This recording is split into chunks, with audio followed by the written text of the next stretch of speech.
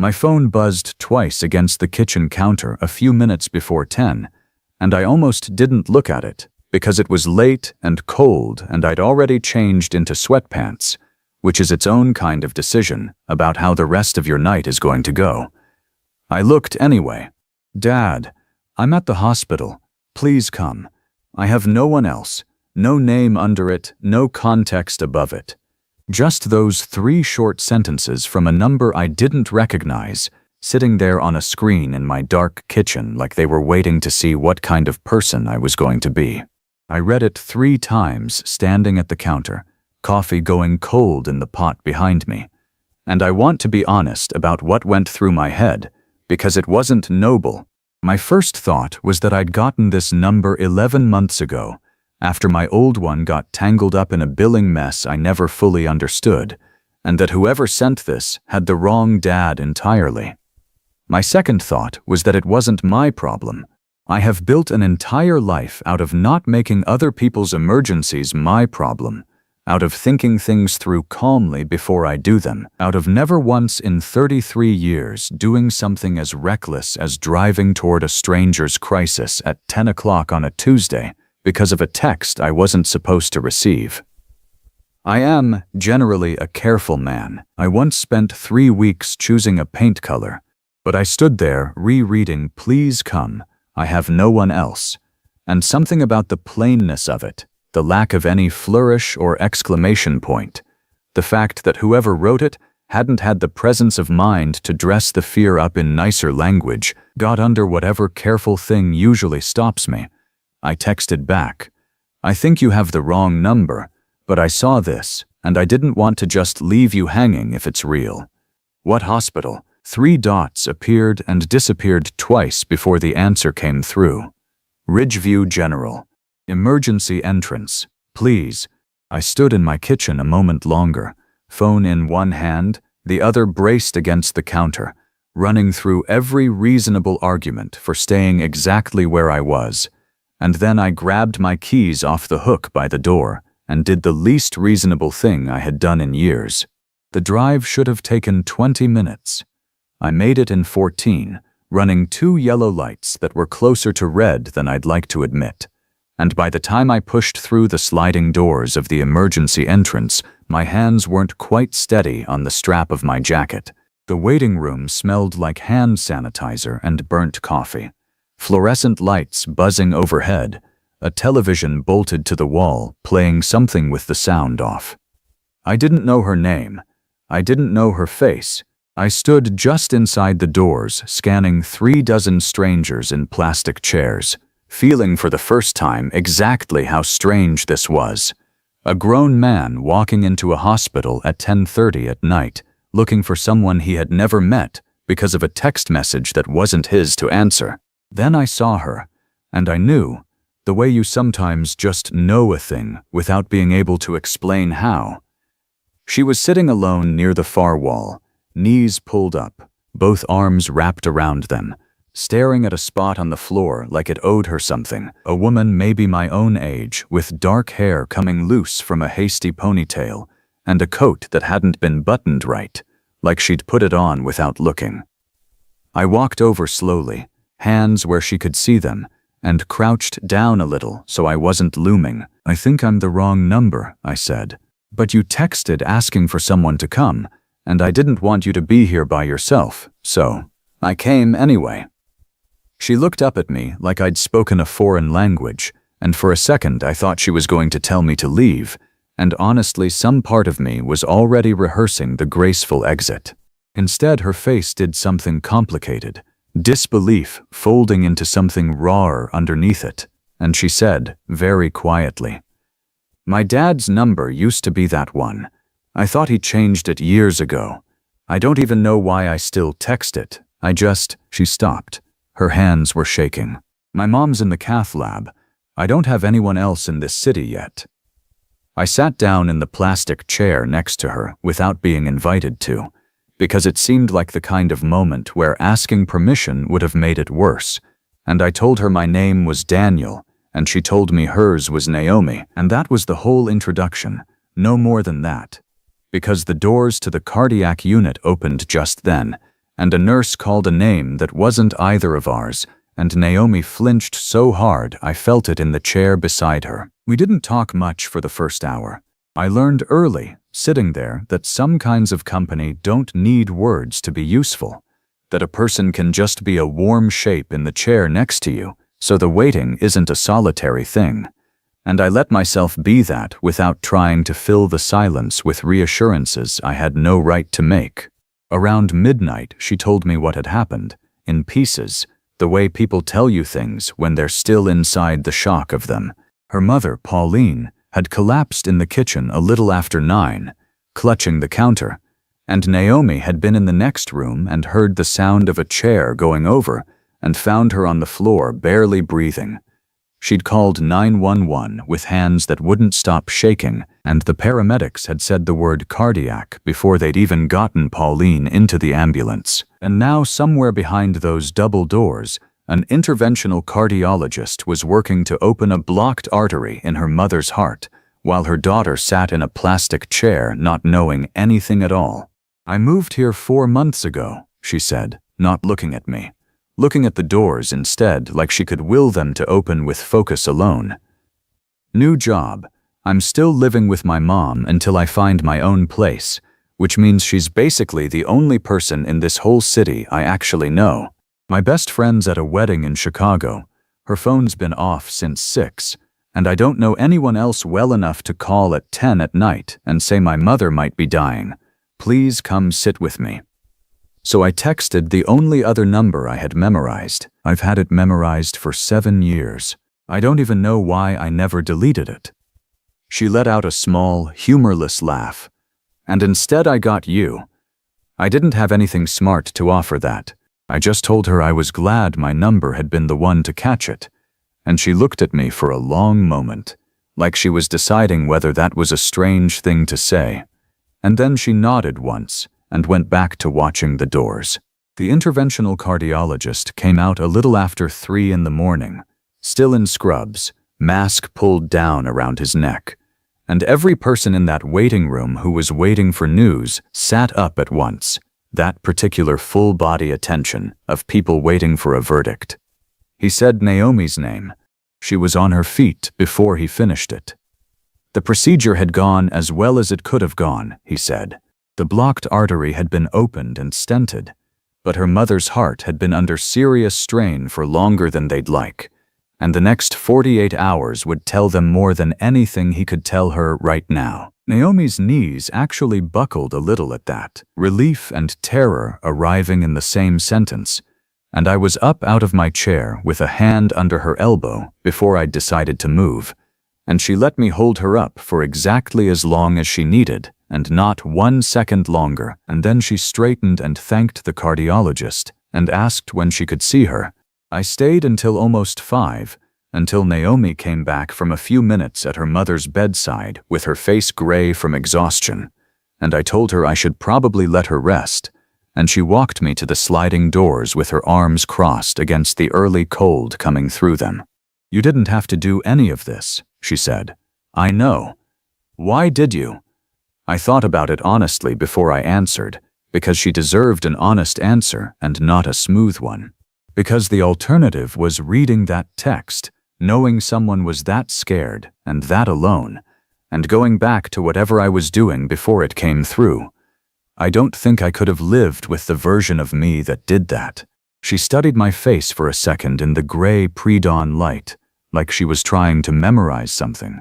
And then she took out her phone and asked for my number, the real one this time, under my actual name, not the ghost of whoever she'd almost mistaken me for.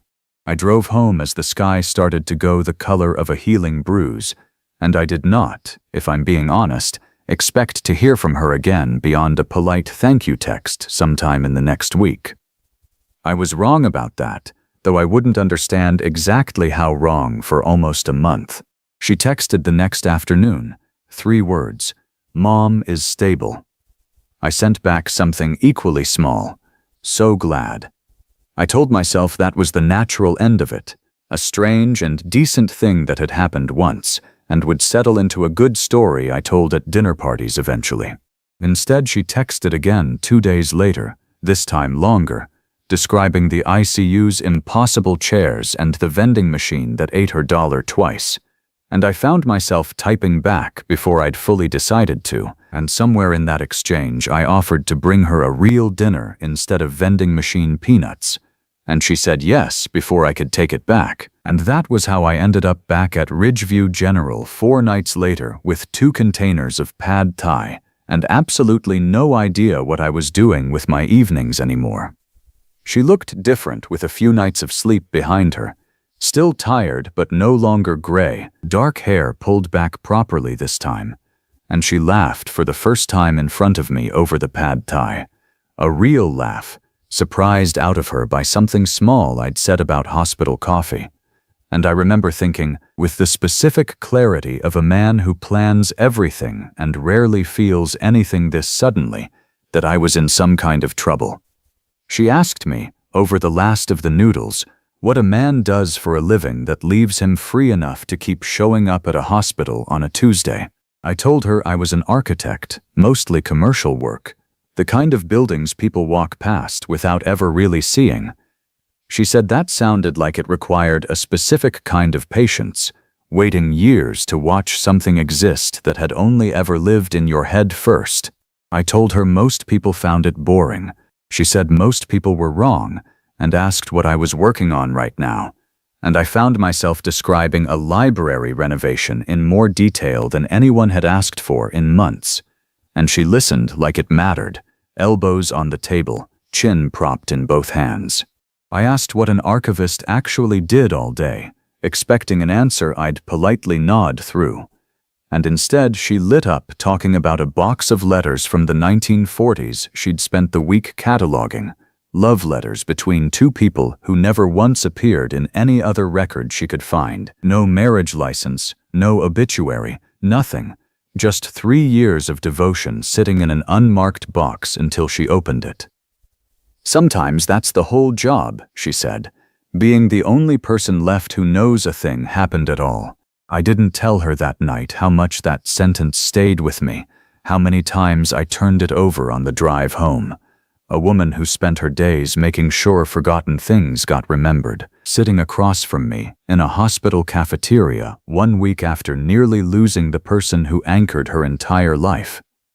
We fell into a rhythm over the next stretch of days that I couldn't have designed better if I'd tried. Though I want to be clear, I wasn't trying. I was simply failing to stay away.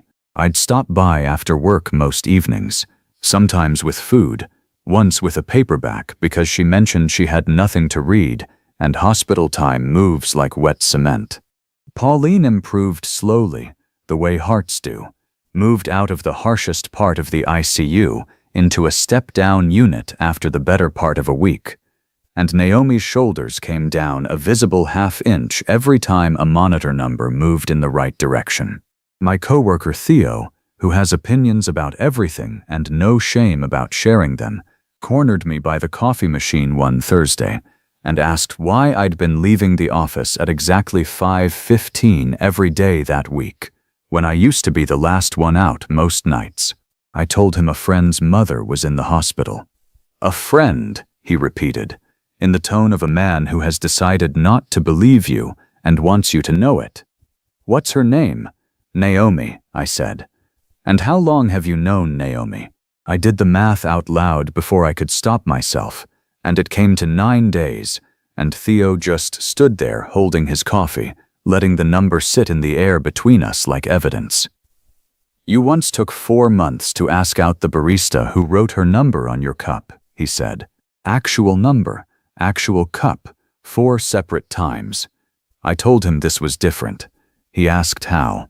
I didn't have an answer that didn't sound like an admission. So I picked up my coffee and walked back to my desk, and he called after me, not unkindly, that he'd never once seen me leave the office in a hurry for anything in 6 years, and he wasn't about to start pretending this was nothing. It wasn't all easy. About 10 days in, on an evening I'd actually allowed myself to believe was going to be a good one, I arrived to find Naomi standing in the hallway outside her mother's room, with both hands pressed over her mouth, a team of nurses moving fast behind the door, and my stomach dropped somewhere near my shoes before a nurse came out and explained, gently, that Pauline had developed a minor arrhythmia, common after a severe heart attack, and this kind of procedure, being managed, not a crisis. But Naomi didn't hear common or managed. She only heard her mother's heart doing something unexpected again. And she shook in my arms in that hallway for a solid 10 minutes before her breathing evened out. I didn't say much. I've learned that much at least. That some fear doesn't want to be talked out of itself. It just wants a steady place to land until it passes. It was 2 nights after that, both of us worn thin from the scare, sitting in the cafeteria over bad coffee at 9 at night, that I said something I didn't think twice about saying.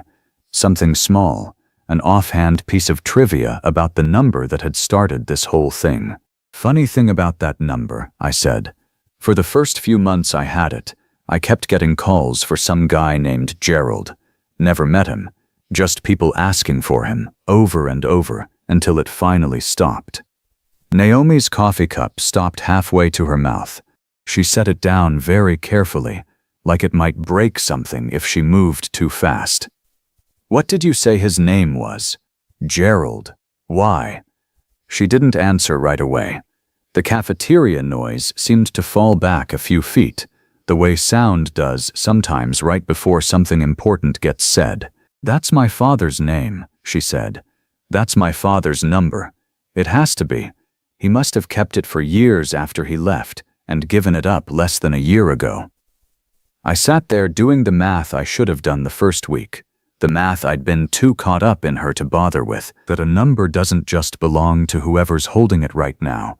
It has a whole history underneath.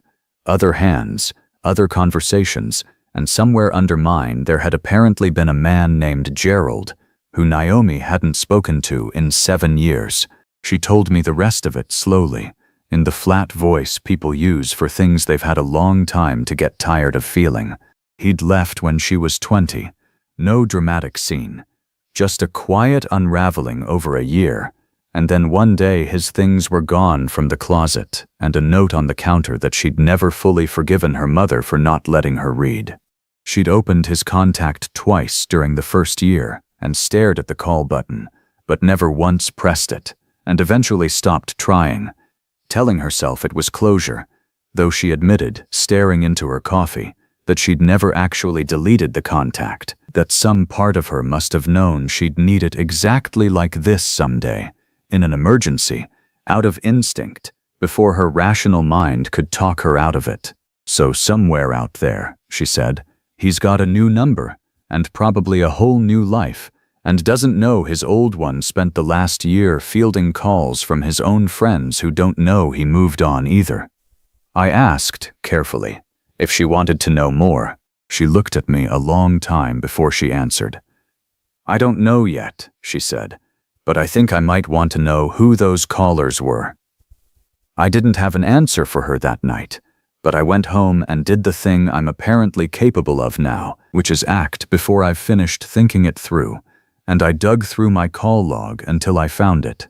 A saved contact from 9 months back that I'd added out of habit after calling one of the Gerald callers back to ask him, politely, to stop, a man who'd introduced himself as an old fishing buddy named Hollis, and had seemed embarrassed to be bothering a stranger. I stared at that name for a long time before I texted Naomi a photo of the contact and one question. Do you want me to call him? She didn't answer for 2 full days, which I understood because some doors you don't open casually, and when she finally texted back, it was just one word, yes, followed 30 seconds later by, will you do it? I don't think I can. I called Hollis on a Sunday afternoon, sitting in my car in a grocery store parking lot, because it felt wrong to do it anywhere that mattered to me, and I explained, as plainly as I could, that I'd ended up with a phone number that used to belong to a man named Gerald, and that Gerald's daughter was hoping to reach him if Hollis still had a way to do that. You're calling about Gerald, he said, before I'd even finished my second sentence, like he'd been half expecting this call for longer than made sense. His girl finally came looking. I asked how he'd known she hadn't before. Because he asks me every few months whether I've heard from his daughter, Hollis said. Every single time. Man's been waiting 7 years for a call from her that never came. Too ashamed to call her himself, I think, and too hopeful to stop waiting for her to reach out first. There was a long pause on the line after that, long enough that I thought we'd lost the connection. And then he said, slow and careful, that Gerald lived in Tucson now, remarried, working some job installing solar panels, and that he still talked to him now and then, and that he'd pass along whatever I wanted him to pass along.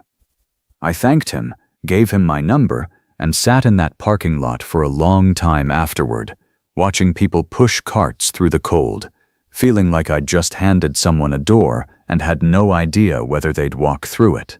Pauline came home from the hospital a little over 2 weeks after the procedure, weaker than she used to be, but steady, and I met her for the first time properly in her own living room instead of a hospital hallway, a small, sharp-eyed woman who looked at me for a long moment when Naomi introduced me, and then said, dryly, "Well, you're a strange way to meet a man," and I decided right then that I liked her enormously. Hollis called back 4 days later with a number, and Naomi sat on my couch that night, phone in her lap like it might go off on its own, staring at 10 digits that might as well have been the surface of another planet. "I don't know what I'd even say," she told me. 7 years of things I could say, and none of them fit in a phone call. I didn't push her. I'd learned that much by then too. What I did instead was sit with her while she didn't call, night after night, the number just sitting there in her phone, the way I imagine his old number had sat in hers for 7 years, both of them apparently people who kept doors unlocked without walking through them. One night in late March, she actually dialed it, got as far as pressing the phone to her ear, and hung up after a single ring, so fast I almost missed it happening from across the room. When I asked, gently, what had stopped her, she said she'd suddenly pictured him not answering, a stranger's voicemail greeting in a stranger's version of his voice, and she didn't think she could survive being ignored by him twice in one lifetime. I told her that was a real fear, and I wasn't going to talk her out of having it. She asked if I thought she was a coward. I told her that a woman who'd followed her mother's ambulance to the hospital at 10 at night and then held the rest of her family together with both hands for 3 straight weeks had used up her lifetime allowance of being called a coward, and that waiting for the right moment to open an old wound wasn't cowardice. It was just wisdom wearing a disguise most people didn't recognize on sight. She didn't say anything to that. She just leaned her head against my shoulder, and we sat like that until the number on her screen finally went dark on its own. In the weeks after that first night in the waiting room, we'd fallen into something that felt less like 2 people who'd met by accident, and more like 2 people who'd simply always been walking toward each other. And I want to be honest, that somewhere in there I started to worry about something that had nothing to do with Gerald at all. I worried that once the mystery of the number resolved itself, once Pauline was fully recovered and the strange, bright urgency of that first night faded into ordinary life, Naomi would look at me the way you look at a raincoat once the storm's passed. Grateful, fond, unnecessary. I didn't say this out loud. I am, as established, not a man who says things out loud until I've turned them over from every angle first, and this particular fear felt too raw to survive that kind of handling. It was Naomi who said it first, actually, on a night not long after when we were sitting on her mother's back porch because Pauline had banished us outside so she could watch her show in peace, both of us wrapped in blankets against the last of the cold. "You've gone quiet," she said. "I do that. Not like this." I looked at the dark yard for a while before I answered. "I keep thinking about the day you don't need this anymore. Me, I mean. Once your mom's fully better, once you've called your dad or decided not to, once the whole strange chapter closes, I keep waiting to become the guy who happened to have the right number at the right time." She didn't say anything right away. The porch light buzzed overhead. Somewhere down the street, a dog was barking at nothing. "You know what I think about," she said finally, "is that I've had 100 normal ways to meet someone in my life, and none of them ever felt like this. And the only reason we're sitting on this porch right now is that some phone company recycled a number, and you happen to be a person who reads a stranger's fear and drives toward it instead of away. That's not a coincidence I'm going to outgrow, Daniel. That's just who you turned out to be, on a night when it mattered." Neither of us said anything else for a while after that. We just sat there in the cold, her shoulder against mine. And it was the kind of silence that doesn't need filling. The kind two people share when they've already said the true thing and don't need to say it twice. Then she turned toward me, and when I asked if I could kiss her, she said yes before I finished the question. The call happened on a Tuesday in the middle of April, nearly 6 weeks after the ambulance, on an evening I almost missed because I was finishing a drawing at the office and nearly didn't check my phone until 9. Naomi's text said only, "I'm doing it tonight. Can you come over?" I left the drawing half finished on my desk and broke every speed limit I'd sworn off breaking since that first night. She was sitting at her mother's kitchen table when I got there, Pauline hovering in the doorway pretending not to hover, Gerald's number already typed into the phone in front of her, her thumb an inch from the call button. "I keep almost doing it," she said, "and then I think about all the ways he could say the wrong thing, and I put it back down." I sat across from her, didn't touch the phone, didn't tell her what to do. What made tonight the night? She was quiet for a second. "I almost lost her 6 weeks ago, and I never even told him. My mother almost died, and the man who used to be my father wouldn't have known unless I told him. And somewhere in that is the whole reason I've been so angry for 7 years, that either of us could just disappear from the other's life, and the world would keep turning like nothing happened. I don't want to be someone who lets that keep happening, even if he says the wrong thing, even if it's terrible." She pressed the button before she could talk herself out of it again, and I watched her face while it rang, 3 times, 4, long enough that I saw her preparing for voicemail, for one more silence to add to the pile. Then something in her face changed, and I knew he'd picked up.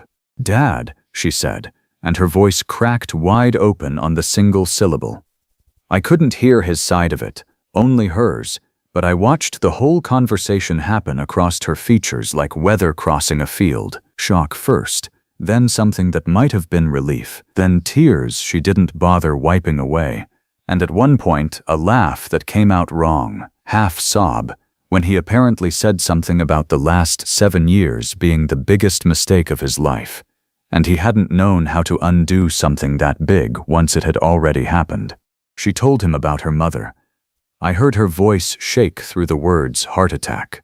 There was a long pause on his end that even I could feel through the table, and then Naomi said, quietly, "He's crying," to no one in particular, like she couldn't quite believe it, like some door she'd assumed was permanently sealed had just swung open on hinges that still worked after all. They talked for almost 40 minutes. I sat there the whole time, not because I needed to hear it, but because she reached over once, halfway through, and put her free hand flat on the table, and I put mine over it, and she held on like that was the only part of the conversation she needed help getting through. When she finally hung up, she sat very still for a moment, phone loose in her hand, and then she looked at me with an expression I hadn't seen on her before, something unguarded all the way down. "He wants to come see her, see us. He said he understands if it's too soon, or too late, or both. But he wants to try." Pauline, still hovering in the doorway, made a small sound and disappeared into the other room, and I understood that some of what had just happened belonged to a version of this family I'd never fully be part of. And that was fine. That was exactly as it should be. Naomi turned to me a moment later, eyes still wet, and said the thing I hadn't let myself hope she'd say. You know this doesn't change anything about you and me, right? This isn't the ending of the part where you helped, and now the real story starts without you. You are the real story, Daniel. You were the real story from the night you walked through those doors, looking for someone whose name you didn't know. I didn't have a smooth answer for that either. I just pulled her out of her chair and held on. And for a while, neither of us said anything at all, because some things don't need saying twice. And because I had finally, at 33 years old, done something entirely without planning it, and it had turned out to be the best decision I ever made by accident. Gerald visited for the first time in early June, driving up from Tucson in a truck that needed new brakes, according to Naomi, who reported this detail with the specific fondness of someone already forgiving her father in small, manageable pieces. I wasn't there for that first dinner, because some things a person needs to do without an audience. But Naomi called me afterward, walking around her block in the dark, so Pauline wouldn't hear her cry a second time in one night, and told me it had been awkward and imperfect, and long overdue, and exactly enough. He'd cried again, apparently twice, once when he saw Pauline for the first time in 7 years, and once when Naomi showed him a photo of the two of them from before he left, still stuck to her mother's refrigerator this whole time. 7 years of magnetized proof that the door had never actually been locked, just unopened. By the time real summer arrived, Pauline's heart had healed as much as hearts heal. Strong enough for short walks and stubborn opinions about my table manners, and Gerald had visited twice more, each time a little less careful, each time staying a little longer. On his third visit, he brought a toolbox and spent an entire Saturday fixing the porch step that had been loose at Pauline's house since before he left, working in near silence while Naomi watched from the kitchen window.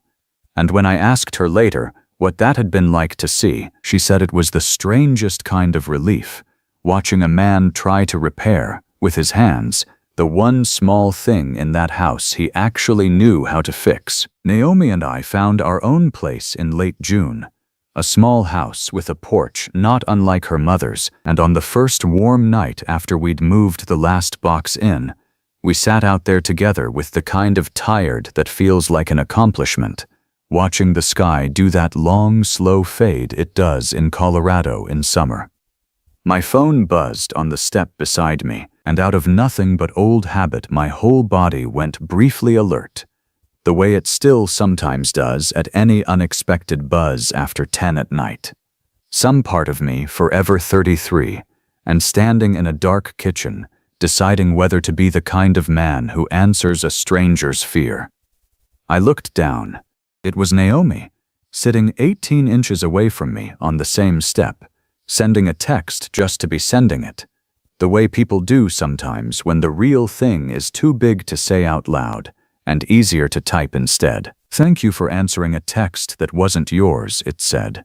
I looked over at her, phone still glowing in her hand, and she was already smiling before I said anything, like she'd known exactly what that buzz would do to me. And I typed back the only honest thing I had left to say after all of it. Best wrong number I ever got, and hit send, and watched her read it 2 feet away from me under a sky just starting to go dark. Both of our phones finally quiet.